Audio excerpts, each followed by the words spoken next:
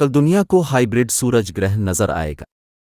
कराची की एक नादिर हाइब्रिड सूरज ग्रहण जुमेरात 20 अप्रैल कल को दुनिया के मुख्तलिफ हिस्सों में देखा जाएगा। मेट ऑफिस ARY न्यूज़ ने बुध को रिपोर्ट किया।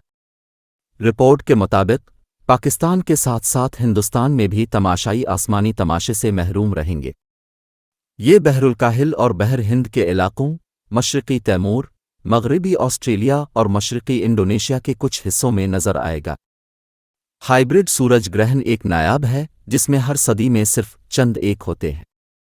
रिपोर्ट्स के मुताबिक सूरज ग्रहण का कल दौरानिया 5 घंटे और 24 मिनट होगा, जिससे चांद के साए की एक झलक देखने के लिए काफ़ी वक्त मिलेगा जब ये सूरज के पार जाता है।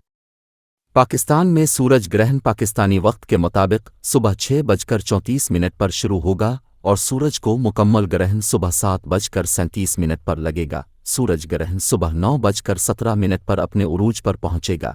मुकम्मल ग्रहण रात 10 बजे ख़त्म होगा 57 AM, जबकि जुज़वी चांद ग्रहण 11:59 AM PST पर ख़त्म होगा। अब सबसे दरख्वास्त है हमारे YouTube चैनल को सब्सक्राइब करें और सपोर्ट करें। शुक्रिया।